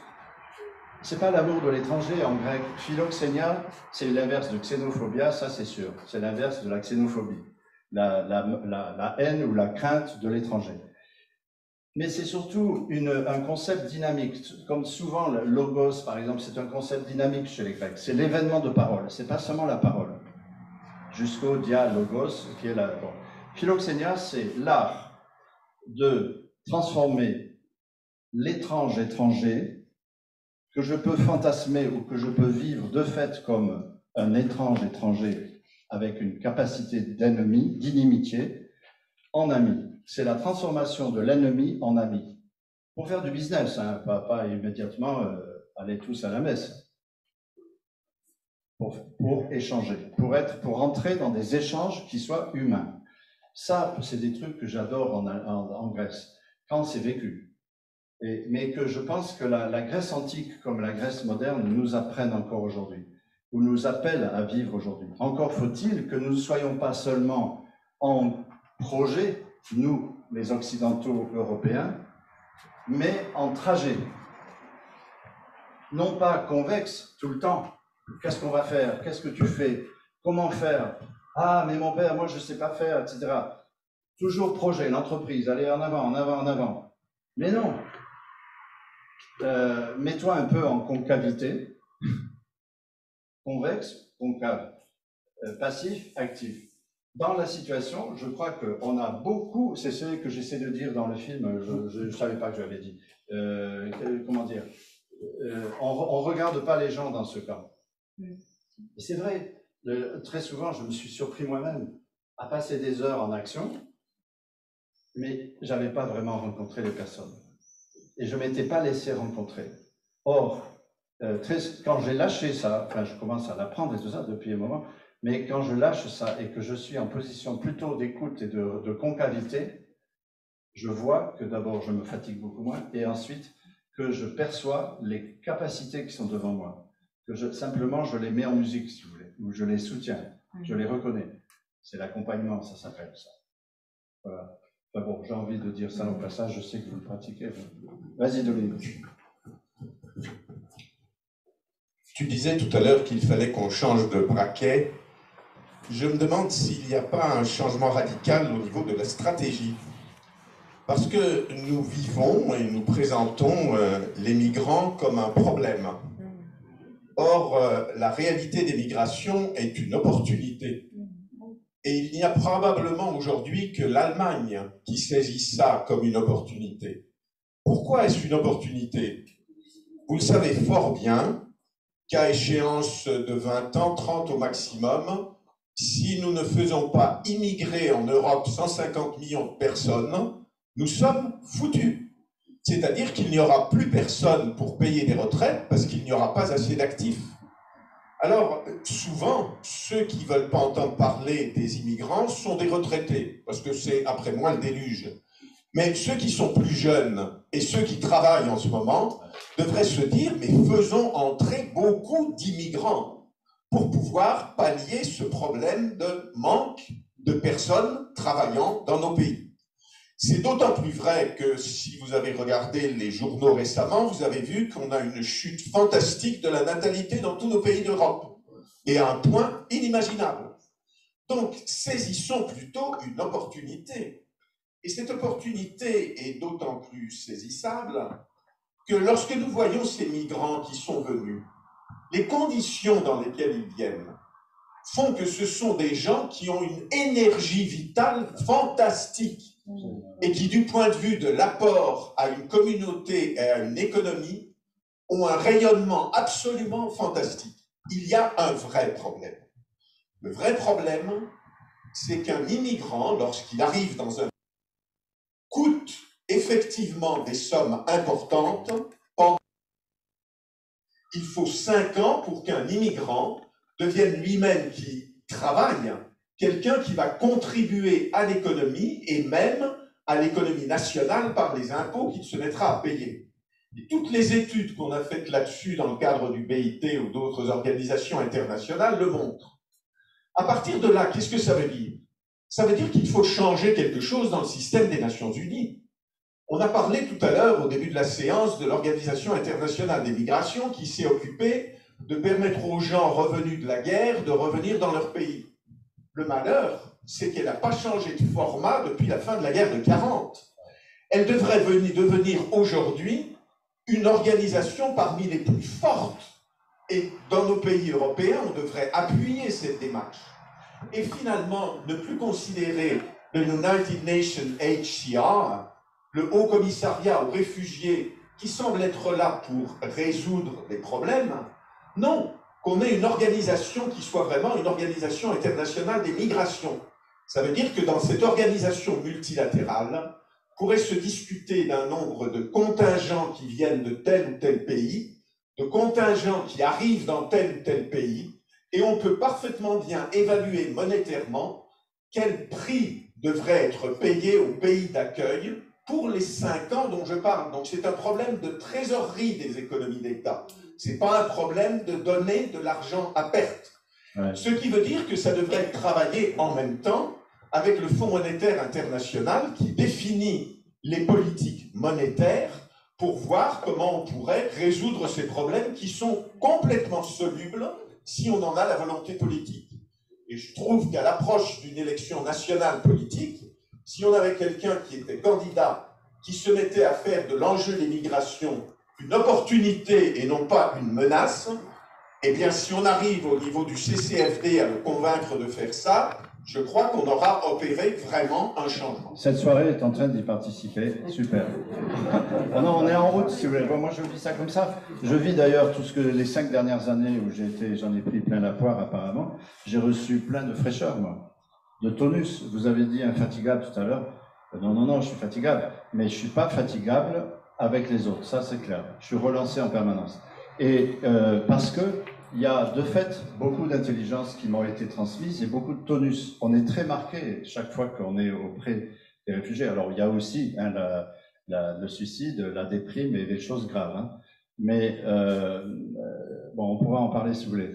Mais il y a aussi, bon voilà, je ne vais pas te répéter, c'est exactement ça. Mais je crois qu'on sort de 5 ans d'exercice en Europe qui ont besoin d'être évalués. Et tu es en train de flécher cette évaluation. Et donc, asseyons-nous, parlons. En plus, on a des masques, on est fatigué, ben, profitons-en, réfléchissons écrivons Un temps pour changer, Pape François. Si vous ne l'avez pas lu, vous êtes tous des pécheurs. Franchement, lisez-le calmement au frais, dès qu'il fera meilleur. C'est passionnant. Et voilà, il faut aller plus lentement pour pouvoir redéfinir nos organismes internationaux, nos ressources, nos fondamentaux. Je m'arrête.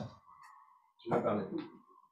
Oui, je rebondis là, je me permets de rebondir par rapport à l'approche aussi du CCFD, qui est bien sûr pour une gouvernance internationale, comme on le disait tout à l'heure, par rapport à la question des migrations, en réaffirmant la liberté de circulation, qui fait quand même partie des vieux accords internationaux qu'on a tendance à oublier, la liberté de circulation, donc qui sous-entend la liberté d'accueil. Et j'aurais précisé que cette liberté de circulation de tout homme, où les marchandises circulent, les capitaux circulent, pourquoi pas les êtres humains, qui ont quand même nettement plus de valeur, cette liberté de circulation. Complexifié, c'est que si on parle des migrations et pas seulement des phénomènes de réfugiés ou d'exil ou d'exode forcé de populations entières, les mouvements de migration se sont accélérés.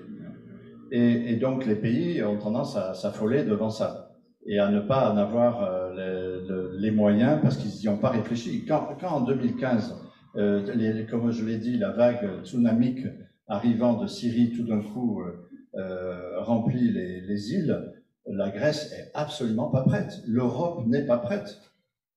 Personne n'est prêt à ce moment-là. Donc on est dans des moments de mondialisation qui, par à coup, comme ça, le climat risque de nous faire des mêmes coups, suscite des déplacements de population aigus. Regardez le film Human Flow de Wai Wei, l'artiste chinois. Un grand film sur les déplacements de population à travers le monde. Très intéressant. Les Rohingyas, etc. Il y a aussi un durcissement, donc un non-dialogue, parfois des religions entre elles. Regardez comment des bouddhistes nationalistes se comportent vis-à-vis des musulmans. C'est terrible. Donc il y a urgence aussi au dialogue interconfessionnel, interculturel. Il faut relancer tout ça. Et il faut avec des jeunes. Attention, je ne vois pas beaucoup d'étudiants ici. Non, mais ce n'est pas pour vous culpabiliser. C'est parce que vous êtes réveillés là-dessus aussi, de faire attention. Bon voilà, donc je laisse la parole à d'autres. Allez-y, madame. Oui, on reçoit pas mal, on a beaucoup de gens. Tenez bien le micro, oui. De l'Europe de l'Est. Vous aimez les pays de l'Est, vous? Qui sont d'Albanie, de Géorgie, de tous ces pays-là. Parce que, ils sont partis souvent parce que c'est pas pour un plan économique. Il y a des gens qui étaient riches, qui vivaient bien dans leur pays. Ça va, il y a aussi beaucoup de corruption dans ces pays-là.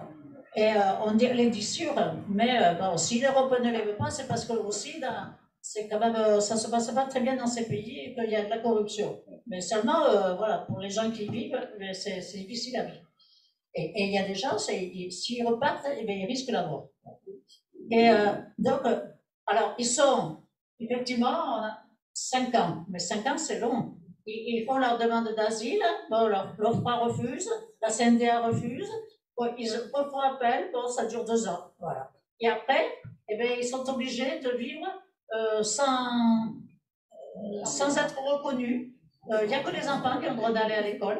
Voilà, mais ils n'ont pas le droit de travailler, ils ont l'AME, heureusement encore, c'est pas encore enlevé, mais ils vivent des aides alimentaires. Voilà. Et ils sont dans l'assistance. Bon, c'est un peu dommage, quoi, alors qu'ils pourraient travailler, beaucoup voudraient travailler, quoi. Voilà. Et ça, c'est un scandale, quoi. Pourquoi ne pas les régulariser plus vite? Mais est-ce que nous sommes prêts à accepter d'avoir moins de sécurité dans nos pays? Est-ce que nous sommes prêts à avoir moins de sécurité et de critères de sécurité pour vivre? Je crois qu'on n'est pas prêt. En Europe. Moi, je suis frappé en France par le côté sécuritaire, et là, c'est pas que politique, c'est aussi dans l'opinion publique, dans la vie générale des gens. Le nombre de fois où j'entends « c'est pas possible », le nombre de fois où j'entends plein de choses dans plein de domaines. Parce qu'on est arrivé à un niveau de société qui est assez quand même sophistiqué, un niveau de protection sociale, je ne dis pas qu'il n'en faut pas, ne me faites pas dire ce que je ne veux pas dire, hein, mais qui est quand même, vous imaginez pas ce que c'est que de, enfin si, mais de vous plonger dans tel ou tel autre pays, en 2 heures d'avion, vous vous trouvez dans des trucs complètement différents, où on est 25 dans une bagnole, j'y peux rien. Et alors, je ne vais pas y aller parce que c'est trop dangereux, parce que j'ai pas ma ceinture de sécurité, mon parachute, et puis mon airbag, et tout les quanti. Enfin, où est-ce qu'on est? On est tous des vieux. Et donc, moi, je comprends qu'il y ait toute une jeunesse qui dise, il y en a marre, on veut passer, on veut traverser, on veut faire des buzz à droite à gauche. Bon, il faut les calmer, il faut canaliser, il faut accompagner, il y a plein de boulot dans ce domaine, mais on les comprend. Et, enfin voilà, donc je pense que c'est pour ça que je crois qu'il faut qu'on regarde en face, est-ce que nous sommes en train de nous désinstaller ou bien est-ce qu'on est en train de renforcer nos sécurités? Il y a du boulot. Allez-y, il y a quelqu'un qui veut parler. Qui est-ce qui veut parler? Juste une remarque. Vous pouvez continuer à discuter. Donc moi, je voudrais juste revenir sur le film, parce que j'ai été à Lesbos pendant 4 ans, et parce que ma fille y était régulièrement dans un camp. Et ce qui m'a touchée, c'est de voir la désespérance qui peut arriver assez vite. Quand j'étais la première année, j'ai rencontré un Syrien qui arrivait et qui était plein d'énergie, parce qu'il espérait que ça avance. Et donc, il donnait des cours d'anglais, enfin, qui était... La deuxième année, quand j'y étais, je ne l'ai pas reconnu. Il était dans son coin, il n'avait plus d'énergie. Et ça, je me dis, ça va vite. Et donc, il faut aussi se battre assez vite. Ça, c'est le côté un peu, voilà, poignant. Par contre, je veux dire qu'il y a quand même des gens, à l'heure actuelle, hein, qui travaillent, mais qui font... je parle d'une association qui s'appelle Alarm Phone, et qui, effectivement... est en contact direct soit avec des réfugiés qui passent par le désert ou soit qui sont dans des bateaux et qui sont en perdition et qui peuvent appeler un numéro et pour lesquels on va essayer d'interpeller les gardes-côtes. Ça paraît fou, mais ça existe et il y a des gens qui se relient le jour et nuit pour faire ça et qui ont un travail et qui font ça pour que on ne les oublie pas, qu'ils ne meurent pas. Alors des fois ils meurent, voilà, et on n'a plus, moi j'ai déjà entendu, et on les a plus, et c'est quelque chose qui est très fort, mais des fois on les sauve, parce qu'ils sont obligés de bouger, parce qu'on fait marcher les réseaux sociaux, parce qu'il y a des choses qui se font. Donc même à Lesbos, toutes les nuits, il y avait des personnes, alors là ça fait, je n'ai pas été, le Covid effectivement a arrêté des choses. Pas tout. Et partout. Non, et pas tout. Pas tout, non. Mais voilà, ça a été beaucoup plus difficile. Et il y a des personnes qui, toutes les nuits, allaient le long des côtes pour que les bateaux qui arrivent, ils ne pourraient pas faire grand-chose sauf être là et dire que les gens étaient là, ils prenaient des photos et combien ils étaient. Pour pas qu'on les renvoie à la mer comme ça, en disant non, mais ils n'étaient pas là et ils se noyaient à quelques kilomètres. Donc il y a des gens qui agissent. Et c'est vrai que moi, je suis en France là et que par moment, je me dis, qu'est-ce que je peux faire? Voilà. D'autres remarques, réponses, questions? Rémi? Oui, mais je voulais vous remercier parce que c'est un film qui m'a beaucoup ému. J'ai eu beaucoup de frissons.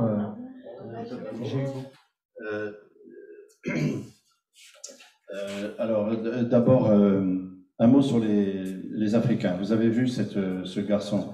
Ce garçon, quelques 2 mois après, il s'est énervé un jour contre un policier qui l'interdisait de passer avec une posture raciste, comme ça arrive assez souvent.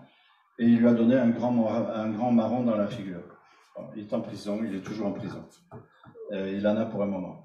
Et c'est un ami, je le connais, c'est un gars assez formidable, mais aussi qui est hyper compulsif et qui est très intelligent. Il a tellement souffert que tout sort et c'est très difficile de calmer le jeu. J'ai ma part de responsabilité, pour être clair, parce que, si vous voulez, dans les camps, là, les Africains étaient 3000, de différentes communautés. c'est les plus persécutés, c'est les plus méprisés, même par les Afghans, par les Pakistanais, par les Iraniens, par les Syriens. Ils en ont peur, parce qu'ils ne connaissent pas, ils ne sont jamais rencontrés. Et donc, quand je suis arrivé, je suis allé vers eux parce que j'ai vécu 9 ans en Afrique, en différents endroits, donc j'ai des atomes crochus, ils l'ont senti, et ils m'ont accueilli à droite à gauche. Bon. Et je leur ai dit, mais enfin, tu vis comme un esclave, tu n'es pas un esclave. Donc, c'est l'histoire du grabat, hein, où quand je dis, tu es sur un grabat, mais allez, non, t'inquiète pas, tu n'es pas que ça. Donc, et on a organisé ensemble des manifs. Je ne suis pas à l'origine des manifs, c'est eux qui ont eu l'idée, mais moi je suis à l'origine, disons, un peu, de leur dire, attendez, vous n'avez pas le droit de vous comporter comme des esclaves et de laisser vos femmes s'enfermer, de vos enfants, etc. Non, existez, montrez que vous avez de l'intelligence, montrez que vous avez une culture, montrez que vous savez parler, etc. Il n'y a pas que les Afghans qui savent parler, ou les Syriens, etc. Et donc on a monté des trucs qui étaient assez sympas. Celle-là, elle est pas violente, cette manif. C'est le premier grand cri. On en a fait 3 ou 4 autres, hein, mais qui étaient beaucoup plus dansantes, je dirais, et beaucoup plus culturelles, mais tout aussi subversives, et où la police était étonnée de voir qu'on arrivait sur elle, mais en jouant. Et donc, on les désamorçait. Ils étaient Robocop, on les désamorçait, c'était sympa. Bon, voilà, pour donner une idée. Hein. J'ai un autre point. Hein? Le nouveau. Ah oui, le nouveau. Dans le nouveau, c'est galère. C'est très galère, mais on a une petite école de 300 enfants. C'est pour elle qu'on essaie de vendre ce truc au passage, parce que c'est le seul lieu où les enfants peuvent, des enfants, mais il nous faudrait un truc pour 2500 enfants. Hein. On n'en a que 300. On nous a donné qu'une tente pour pouvoir agir. Bon, voilà. Et encore, ils vont tous être déplacés, ils sont 7500, ils vont tous être déplacés. Et n'oubliez pas qu'on est en train de parler de ce camp, mais en Grèce, il y a 120 000 réfugiés bloqués en ce moment, dans le marécage grec, en différents camps. Il y a des camps de 3000 personnes sur le continent. Moi, je connais des familles entières qui, depuis 3 ans, un ébéniste, il a tout dans ses mains, avec ses 3 enfants et sa femme, ne fout rien et est toujours enfermé depuis 3 ans dans un camp du Nord. Athènes, Éléonas, 3000 réfugiés dans des containers, 120 000. Et beaucoup dans la rue parce que quand ils ont eu le statut entre guillemets de réfugiés, ils sont abandonnés par le HCR. Ils reçoivent plus rien. Ils doivent se débrouiller. Bref, je veux pas, encore une fois, ne dramatisons pas. C'est possible d'agir avec ces gens-là, d'agir au plan politique au plus haut niveau, de déployer des politiques de relocalisation vers d'autres pays. Ça a marché. J'ai beaucoup collaboré avec le Portugal. Des centaines de volontaires portugais sont venus nous aider et nous avons, avec JRS Grèce, fait un partenariat avec JRS Portugal, en lien avec JRS Bruxelles, pour gérer au nom du gouvernement portugais le déplacement. On est arrivé à 350 familles en 2017 vers le Portugal. Le président du Portugal, pour lequel je fais campagne, est un type étonnant. Il est venu en visite d'État à Athènes. Il a demandé de passer 3 heures dans notre quartier central d'Athènes, où nous avions nos lieux d'accueil. Il a passé 3 heures avec nous, incognito, sauf qu'il y avait quelques motards, et pour nous aider. Il a accueilli les 80 volontaires portugais à Lisbonne, en m'invitant à venir pour échanger avec eux. Il a écouté tous les volontaires pendant 3 heures. Il sait que sa jeunesse portugaise doit être éveillée à l'international. C'est dans la tradition portugaise, c'est très important tout ça. Moi, j'ai trouvé ça passionnant. On a travaillé européennement sur le terrain, si vous voulez, en Grèce. Et il faut le faire un peu partout, d'ailleurs. Voilà. Allez, je m'arrête. Merci beaucoup, en tout cas. Merci beaucoup, Maurice.